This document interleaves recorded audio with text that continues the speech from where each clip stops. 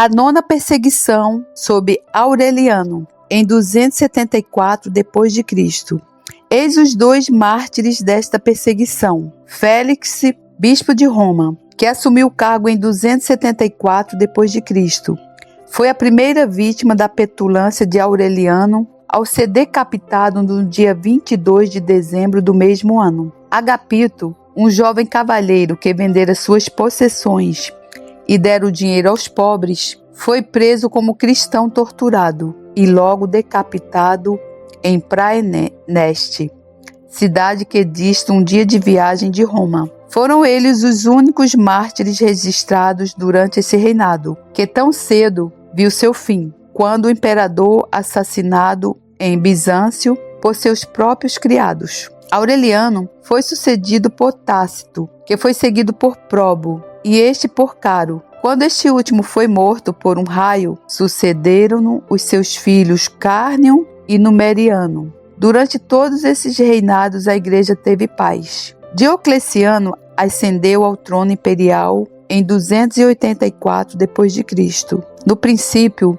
mostrou grande favor aos cristãos. No ano 286 d.C., fez sociedade com Maximiano. Alguns cristãos foram mortos antes que se desatasse uma perseguição geral. Dentre eles destacam-se os irmãos Feliciano e Primo. Marco e Marceliano eram gêmeos naturais de Roma e de nobre linhagem. Seus pais eram pagãos, porém os tutores responsáveis por sua educação criaram-nos como cristãos. Sua constância venceu os que desejavam vê-los convertidos ao paganismo. Seus pais e toda a família converteram-se à fé que antes reprovavam. Foram martirizados ao serem atados a estacas com os pés traspassados por cravos. Depois de permanecer nessa situação um dia e uma noite, foram traspassados com lanças, que lhes puseram fim aos sofrimentos. Zoe, a mulher do carcereiro que cuidou dos mártires, acima mencionados, converteu-se através deles. Foi por isso pendurada numa árvore com um fogo de palha sob si. Seu corpo foi lançado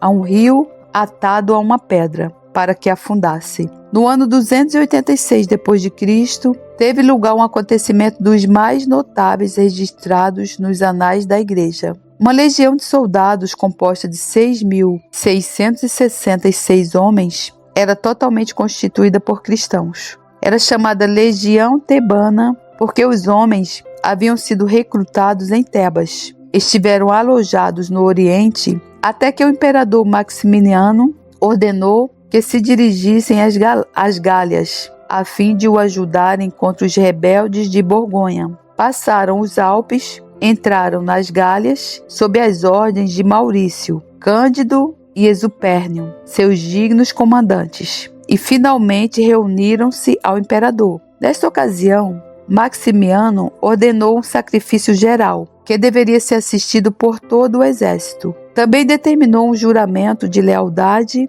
e de auxílio na extirpação dos cristãos das Gálias. Alarmados diante de tais ordens, cada um dos componentes da legião tebana recusou-se por completo a sacrificar e fazer os juramentos propostos. Extremamente enfurecido com a recusa, Maximiano ordenou que toda a legião fosse dizimada, isto é, que selecionassem um de cada 10 homens e os matassem à espada. Após a execução da ordem sanguinária, o restante permaneceu inflexível. Por isso deu lugar à segunda dizimação. Um de cada 10 homens dos que ficaram vivos morreu de igual modo. Esse segundo castigo não teve maiores efeitos que o primeiro. Os soldados mantiveram-se firmes em sua decisão e em seus princípios. Porém, por conselho de seus oficiais, declararam fidelidade ao seu imperador. Poder-se-ia pensar que isso abrandaria o soberano, mas o efeito foi o contrário. Encolerizado diante da perseverança e unanimidade dos soldados, determinou que toda a legião fosse morta. A ordem foi executada pelas outras tropas, que os despedaçaram com suas espadas em 22 de setembro de 286 d.C. Alban, que deu nome a St. Albans, em Hertfordshire, foi o primeiro mártir britânico. A Inglaterra havia recebido o evangelho de Cristo através de Lúcio, o primeiro rei cristão, porém não sofreu a ira da perseguição até muitos anos depois. Alban era originalmente pagão, mas foi convertido através de Anfíbalo, um evangelista a quem deu refúgio por causa de sua religião. Os inimigos de Anfíbalo, ao inteirar-se do lugar onde estava escondido, chegaram à casa de Alban. A fim de facilitar a fuga do mensageiro de Deus, Alban apresentou-se como a pessoa a quem buscavam. Descoberto o engano, o governador ordenou que o açoitassem e o sentenciou à decapitação no dia 22 de junho de 287 d.C.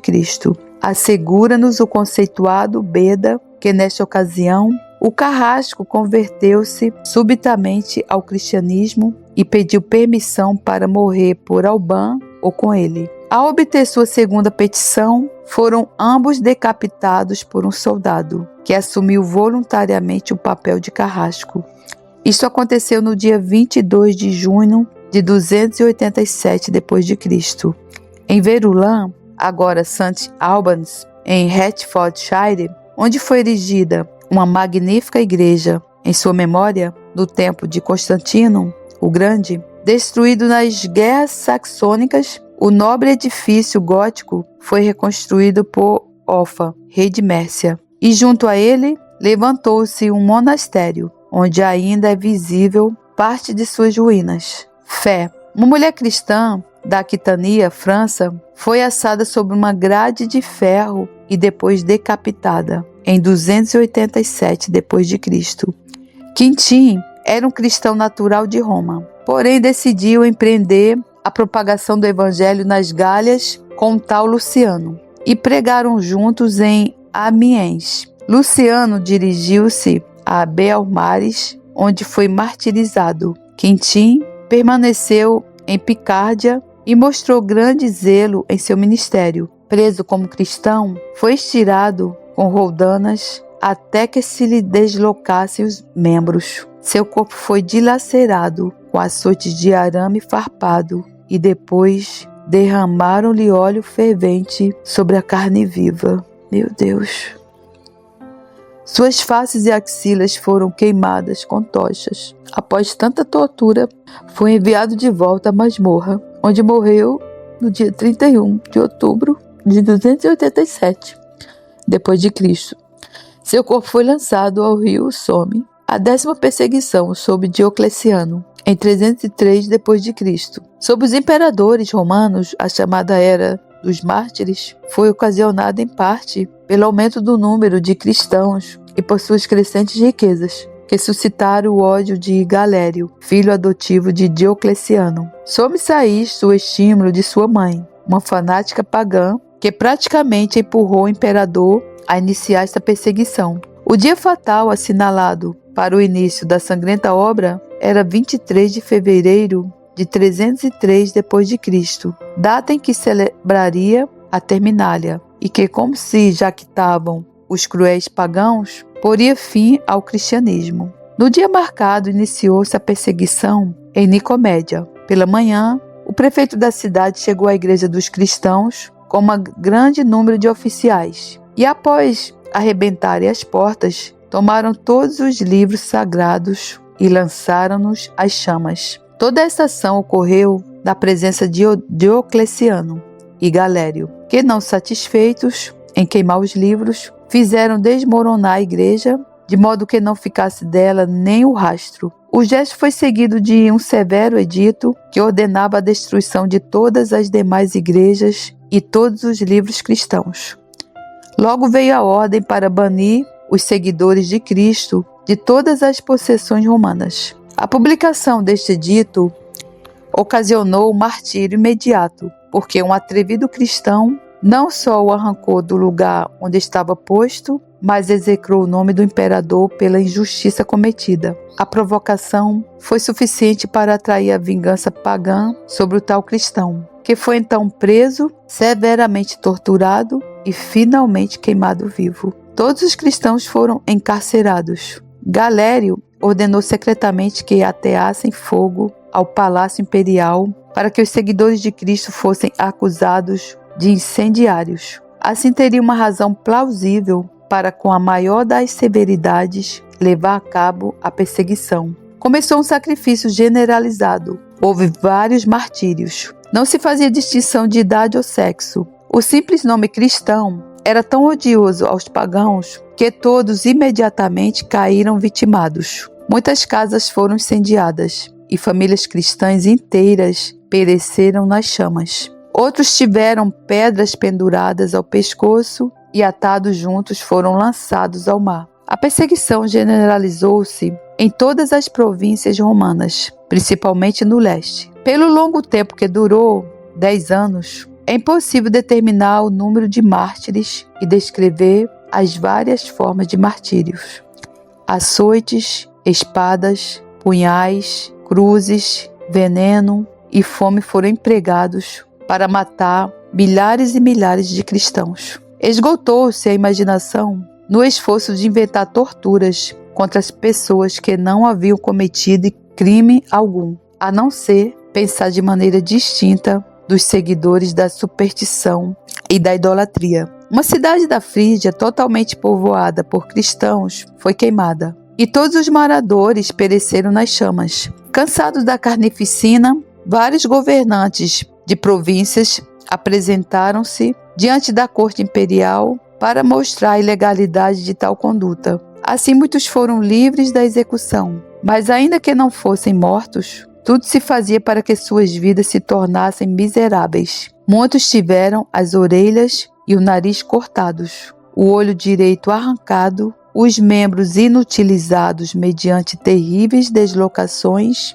e as carnes queimadas com ferro em brasa. Lembremos agora de maneira particular das pessoas mais destacadas dentre aquelas que deram suas vidas nessa sangrenta perseguição.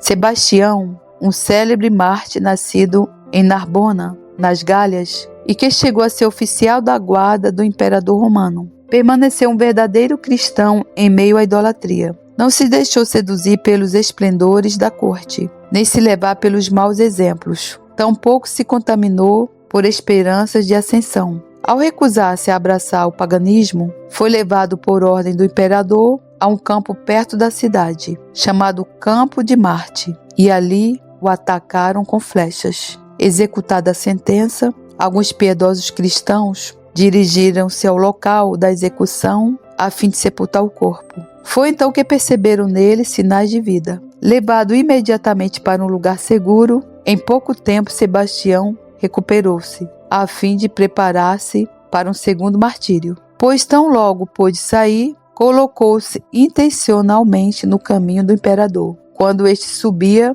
a um templo pagão, e repreendeu pelas muitas crueldades e irracionais prejuízos contra o cristianismo. Ao recobrar-se do assombro, Diocleciano ordenou que Sebastião fosse preso e levado a um lugar perto do palácio, e que ali fosse golpeado até a morte, para que os cristãos não conseguissem recuperar nem lhe sepultar o corpo. Ordenou que fosse lançado ao esgoto. Todavia, Lucina, uma dama cristã, encontrou um modo de tirá-lo dali e de sepultá-lo nas catacumbas. Neste tempo, os cristãos, após sérias ponderações, concluíram ser ilegítimo portar armas sob as ordens de um imperador pagão. Maximiliano, filho de Fábio Victor, foi o primeiro a ser decapitado por causa desta norma. Vito, siciliano de alta classe, foi educado como cristão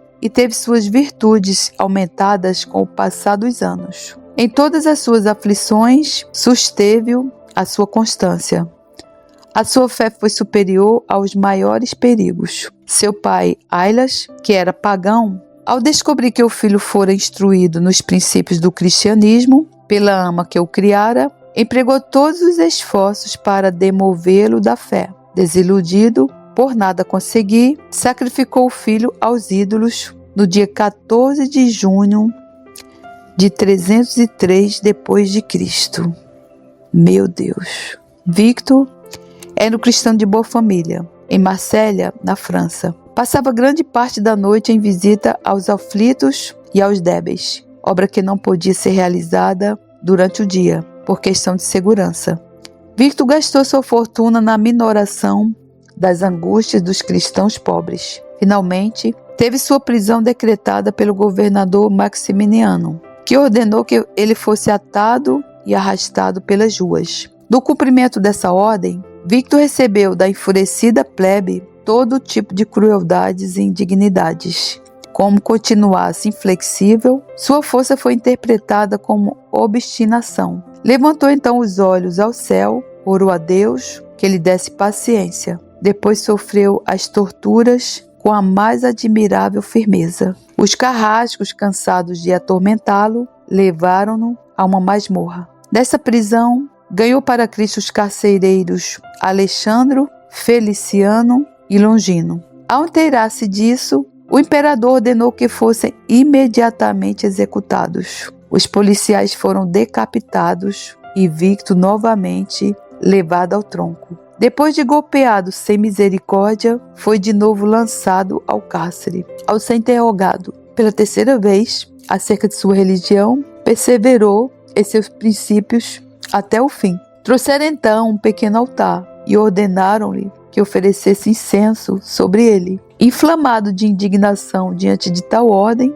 precipitou-se valentemente e com um chute derrubou o altar e o ídolo. Maximiano achava-se presente e ficou de tal modo enfurecido que ordenou a amputação do pé que golpeara o altar. Pouco depois, Victor foi jogado em um moinho e destroçado. Isso se deu no ano 303 d.C. Quando Maximo era governador da Cilícia, na cidade de Tarso, fizeram comparecer diante dele 3 cristãos, Taraco, um ancião, Próbio e Andrônico. Depois de repetidas torturas e exortações a que se retratassem, receberam finalmente a sentença de morte. Levaram-nos ao anfiteatro, soltaram sobre eles várias feras. Contudo, nenhum dos animais, ainda que famintos, os quis tocar. Então, o domador soltou um grande urso que naquele mesmo dia havia destruído 3 homens. Tanto esse voraz animal como uma feroz leoa recusaram atacar os presos. Ao perceber que era impossível destruí-los através das feras, Máximo ordenou sua morte pela espada. No dia 11 de outubro de 303 d.C., Romano natural da Palestina, era diácono na igreja em Cesareia, quando se iniciou a perseguição de Diocleciano. Condenado por sua fé em Antioquia, foi flagelado e posto no tronco. Seu corpo foi rasgado com ganchos, sua carne cortada com facas, seu rosto marcado, seus dentes quebrados com golpes e seus cabelos arrancados pela raiz. Pouco depois ordenaram que fosse estrangulado. Era dia 17 de novembro de 303 d.C. Susana, sobrinha de Caio, bispo de Roma, foi induzida pelo imperador Diocleciano a se casar com um nobre pagão, parente próximo dele. Ao recusar a honra que lhe era proposta, foi decapitada. Dorotéu, homem notável na casa de Diocleciano, era cristão e muito se esforçou a fim de ganhar outros para Cristo. Em seus labores religiosos, foi ajudado por Gorgônio, outro cristão que também pertencia ao palácio. Ambos foram torturados e estrangulados. Pedro, um eunuco pertencente à casa do imperador, era um cristão de singular modéstia e humildade. Foi posto sobre uma grelha de ferro, meu Deus do céu, e assado em fogo lento até expirar. Cipriano Mago, assim chamado para ser distinguido de Cipriano, bispo de Cartago, era natural de Antioquia. Recebeu uma educação acadêmica em sua juventude e aplicou-se particularmente à astrologia. Depois viajou para ampliar seus conhecimentos e visitou vários países, entre eles Grécia, Egito, Índia, etc. Com o passar do tempo, conheceu Justina, uma jovem dama de Antioquia, cuja linhagem, beleza e qualidades suscitavam a admiração geral. Um cavalheiro pagão pediu a Cipriano que o ajudasse a conquistar o amor de Justina. Porém, após ele empreender essa tarefa, foi convertido, queimou seus livros de astrologia e magia, recebeu o batismo e sentiu-se animado pelo poderoso Espírito da Graça. A conversão de Cipriano exerceu grande efeito sobre o cavalheiro pagão, que logo abraçou o cristianismo.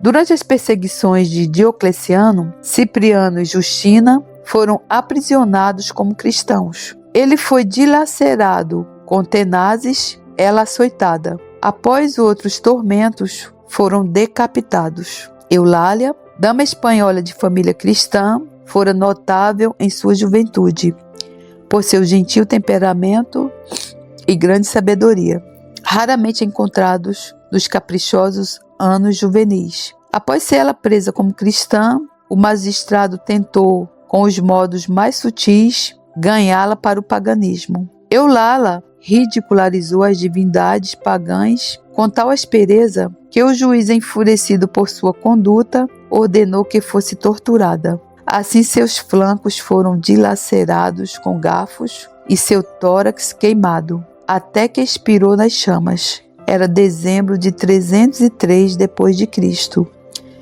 No ano 304 d.C., quando a perseguição atingiu a Espanha, Daciano, governador de Tarragona, ordenou que Valério, o bispo, e Vicente, o diácono, fossem presos, atados com correntes e encarcerados. Como os prisioneiros se manifestassem firmes em sua resolução, Valério foi exilado e Vicente posto no tronco. Seus membros foram deslocados e sua carne rasgada com garfos. Depois foi posto sobre uma grelha, com fogo por baixo e pontas para cima, que lhe atravessavam a carne. Meu Deus do céu! Estes tormentos não o destruíram, nem fizeram com que mudasse de atitude. Foi então levado de volta ao cárcere, confinado em uma pequena e imunda masmorra escura, repleta de pedras pontiagudas e de cacos de vidro, onde morreu em 22 de janeiro de 304 d.C. Seu corpo foi jogado a um rio. A perseguição de Diocleciano tomou feições mais duras em 304 d.C., quando muitos cristãos foram torturados de modo cruel e mortos das maneiras mais penosas e ignominiosas possíveis.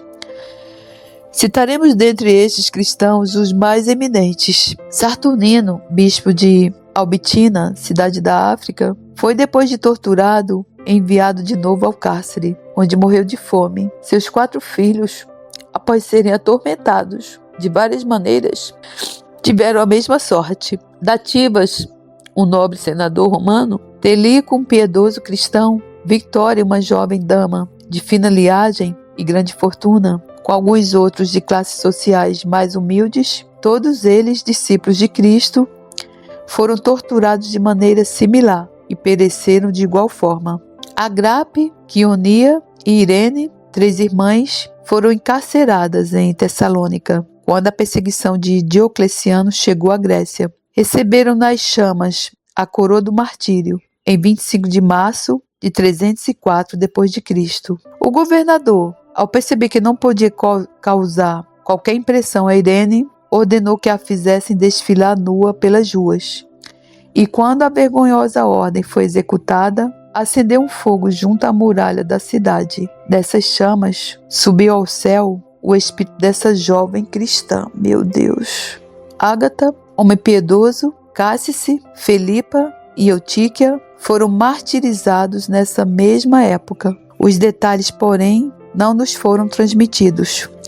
Marcelino, bispo de Roma, que sucedeu a Caio naquela cidade, opôs-se intensamente às honras divinas dadas a Diocleciano. Por isso sofreu martírio mediante uma variedade de torturas, do ano 304 d.C., até expirar. Consolou sua alma com a perspectiva dos gloriosos galardões que receberia pelos sofrimentos experimentados no corpo. Victório, Carpofório, Severo e Severiano eram irmãos, e os 4 ocupavam cargos de grande confiança e honra na cidade de Roma. Após eles se manifestarem contra o culto aos ídolos, foram presos e açoitados com instrumentos, cujas extremidades terminavam em bolas de chumbo. O castigo foi aplicado com tal excesso de crueldade que os piedosos irmãos pereceram. Timóteo, diácono de Mauritânia, e sua mulher Maura mal haviam completado 3 semanas de união matrimonial, quando se viram separados pela perseguição. Timóteo, preso por ser cristão, foi levado perante Ariano, governador de Tebas, que, sabedor de que ele estava de posse da Sagrada Escritura, exigiu que a entregasse para ser queimada. Ao que Timóteo respondeu: se eu tivesse filhos, preferiria antes entregá-los ao sacrifício que me separar da palavra de Deus. Meu Deus do céu, poderoso Deus, majestoso Rei da Glória, Senhor, que tanto sofrimento é esse, meu Pai? Que o Senhor possa, Pai, vingar o sangue desses inocentes, Senhor.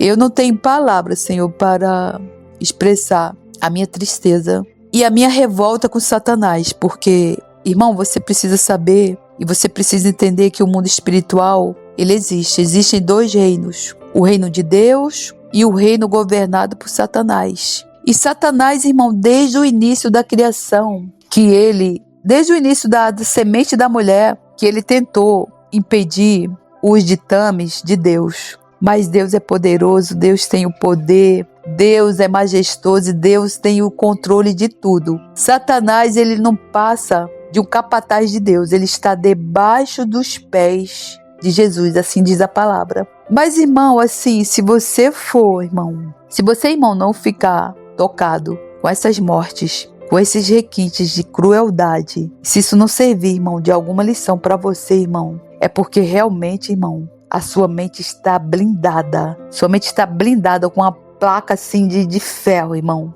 Porque, irmão, não tem como, irmão, você escutar essa história da igreja. Eu sabia de ouvir falar, mas quando você lê os relatos de crueldade de Satanás, porque veja bem, essas pessoas, elas agiram. Quem estava por trás, irmão, da mente delas? Quem estava por trás desses atos? Satanás, irmão, porque a palavra de Deus diz que a nossa luta não é contra a carne, né?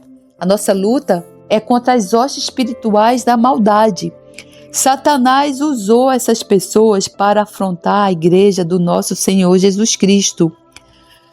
No entanto, nesse período, foi o período que a igreja mais cresceu. Irmão, nós precisamos aprender com esses cristãos que foram massacrados, irmão, que foram mortos, queimados, irmão. Veja bem, irmão, a união desses irmãos. Eles davam a vida não somente por Jesus Cristo, eles davam a vida uns pelos outros, irmãos. Hoje em dia você vê aí as igrejas, várias denominações, Batista, Presbiteriana, Maranata, Universal do Reino de Deus, separadas. O objetivo deles é ver a igreja cheia. Hoje em dia o objetivo é você mede o quanto que a igreja é próspera quando a igreja está cheia e pela quantidade de dízimos e ofertas. As pessoas, os líderes nas igrejas hoje, veem as ovelhas de Jesus Cristo como cifras. Eles não pregam o verdadeiro evangelho,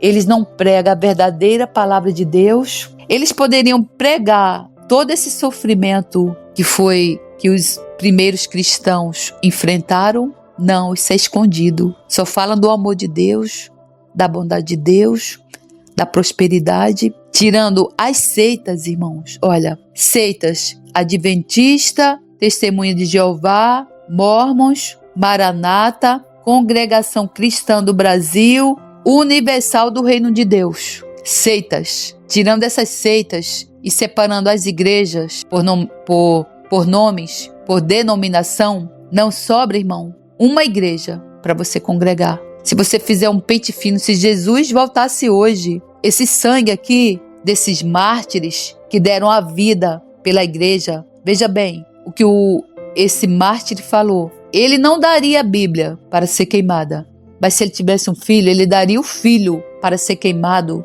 no lugar da Bíblia. Hoje em dia, nós temos a Bíblia na palma da nossa mão. Os pastores têm a Bíblia, a palavra de Deus para pregar a verdade. Eles não pregam a verdade. Eles preferem pregar somente sobre a bondade de Deus. Veja bem o que essas seitas fazem. Elas não pregam, elas retiram coisas da palavra de Deus. Como você vai, irmão, identificar uma seita? O que é uma seita? Uma seita, ela adiciona algo à Bíblia. A Bíblia diz que você não pode adicionar nada, você não pode retirar nenhuma vírgula, nenhum tio da palavra de Deus. Se você fizer isso, você é amaldiçoado. Subtrair algo da pessoa de Deus. Multiplica os meios da salvação. Dividem com Deus a fidelidade dos membros. Isso é seita. E você, irmão, líder de uma chamada igreja, denominação, que prega, por exemplo, que o crente não pede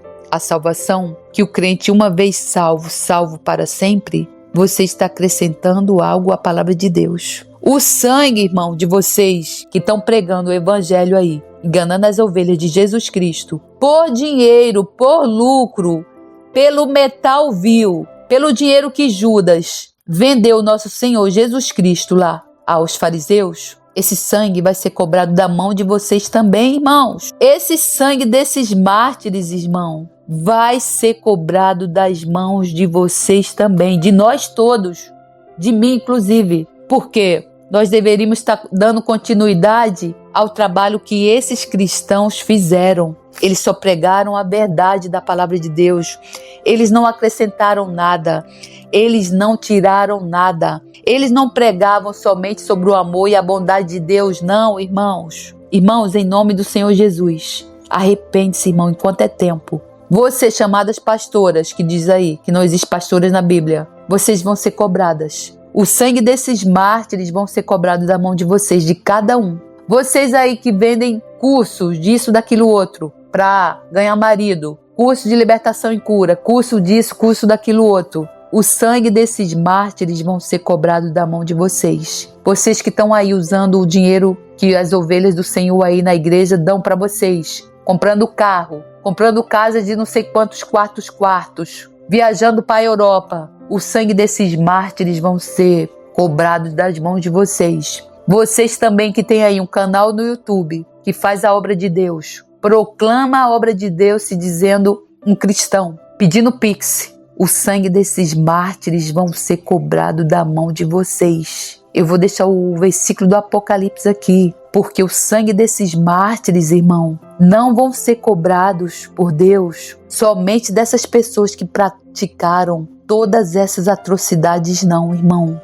O sangue, irmão, desses mártires vão ser cobrados da mão de cada um de nós, daqueles servos do Senhor Jesus, que são realmente convertidos, mas que não pregam o evangelho para outras pessoas, que não dão testemunho de sua vida para outras pessoas, que se dizem crente falso sem ser crente, que mancham, jogam lama no nome desses cristãos. Se você se diz cristão e você não faz uma grama do que esses cristãos aqui fizeram, você está manchando o nome desses cristãos. Portanto, o sangue desses cristãos também vai ser cobrado das suas mãos. Jesus está às portas, irmão.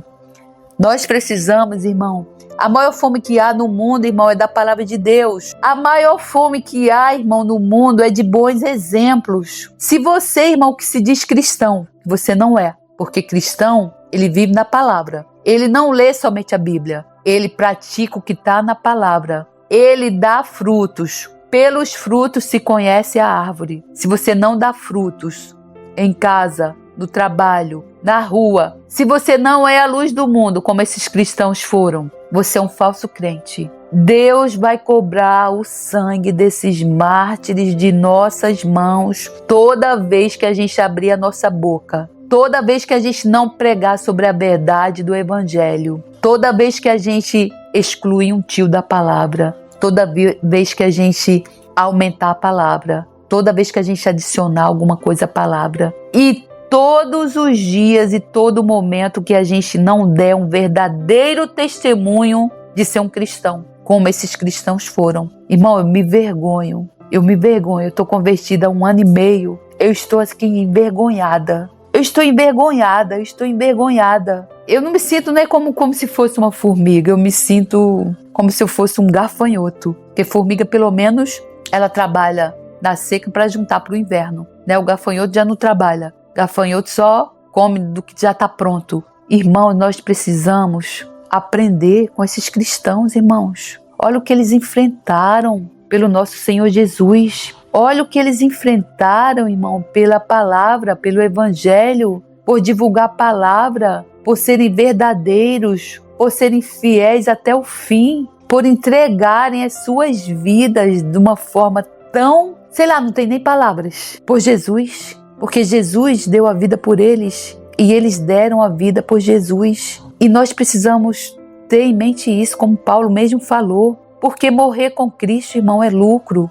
Isso aqui é só uma carne, isso aqui é só pó, vai voltar para o pó. Você imagina uma pessoa como aquela moça foi sacrificada nos detalhes mais cruéis, a pessoa não negar Cristo. Irmão, eu não sei nem se eu vou dormir, irmão, com a consciência tranquila, depois de ler esse ensino, depois de descobrir a verdade, porque eu não imaginava que esses cristãos tivessem sofrido tanto, irmão. Eu não imaginava, irmão. Eu espero, irmã, em Deus, que esse ensino sobre o que foi feito com esses cristãos, o massacre que foi desses cristãos, possa te ensinar algo. Porque se realmente, irmão, não tocar na tua consciência, na tua mente, no teu coração, é porque só a misericórdia de Deus mesmo, irmão. Só a misericórdia de Deus mesmo. Porque realmente é só a graça do nosso Senhor Jesus Cristo quem nos chama, quem nos purifica, quem arranca o nosso coração de pedra, que parece que às vezes não é mais de pedra, mas é de chapa de ferro. Uma pedra pelo menos você ainda pode quebrar. Mas uma chapa de ferro, não sei qual é o metal mais duro. Acho que é o ouro. Eu não sei qual é o metal mais duro. Se esse ensino, irmão, não tocar na tua consciência a ponto de você querer realmente mudar e ser um cristão verdadeiro, é só a misericórdia de Deus, irmão. Se ajoelha, jejuma, clama a Deus, irmão. Clama a Deus, irmão, para Ele tocar no teu coração, na tua mente e se transformar. E você que está fazendo a obra de Deus aí, visando lucro, depois de escutar toda essa barbaridade, irmão, se arrepende enquanto é tempo, irmão. Que Deus possa ter misericórdia das nossas vidas e que você, irmão, que está fazendo a obra aí de Deus, pensando em enriquecer, possa buscar em Deus arrependimento e meditar nesse versículo. E havendo aberto o quinto selo, vi debaixo do altar as almas dos que foram mortos por amor da palavra de Deus e por amor do testemunho que deram. E clamavam com grande voz, dizendo: até quando, ó verdadeiro e santo dominador, não julgas e vingas o nosso sangue dos que habitam sobre a terra? Veja bem, todos esses que foram mortos por amor da palavra de Deus, veja, eles foram, essa carnificina toda foi por amor da palavra de Deus, ou seja, da verdade da palavra de Deus. E por amor do testemunho que deram. Qual é o testemunho, irmão, que você está dando hoje? Qual é o amor, irmão, que você demonstra a palavra de Deus se você não está pregando a verdade da palavra de Deus para as ovelhas?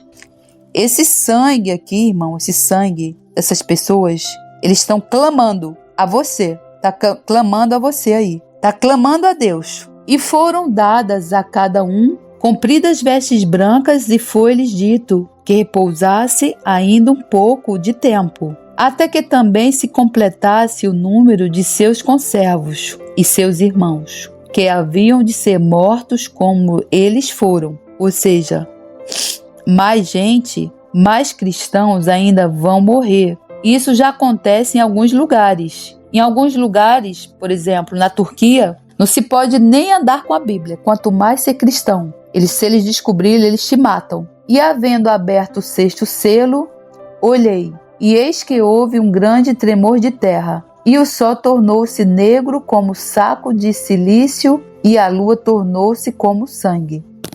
Veja bem o que diz a palavra. Isso está em Apocalipse 6, 9, 10 e 11. O sangue desses mártires, irmão, vão ser cobrados de nossas mãos, nós cristãos. Nós que nos chamamos de crentes, porque se a gente não der o bom testemunho de ser crente, não falar do amor, não ter amor à verdade da palavra de Deus e não der testemunho daquilo que a gente prega, daquilo que sai da nossa boca, o sangue desses mártires serão cobrados de nossas mãos um dia. Então, irmão, medita nessa palavra e que Deus possa ter misericórdia de nossas vidas e que o seu reino avance e a glória seja dada somente a Ele, pelos séculos dos séculos. Amém. Eu vou repetir, irmão, para você não esquecer. Até quando, ó verdadeiro e santo dominador, não julgas e vingas o nosso sangue dos que habitam sobre a terra? Dos que habitam. Então todos nós estamos incluídos. Não só somente aquelas pessoas que mataram eles, não, que foram usadas por Satanás. Nós também responderemos, irmão, dos que habitam na terra. Quem é que habita na terra? Todos que habitam na terra vão ser julgados. Deus vai requerer o sangue dessas pessoas, irmão, das nossas mãos, irmão. Pensa nisso. Dos que habitam na terra.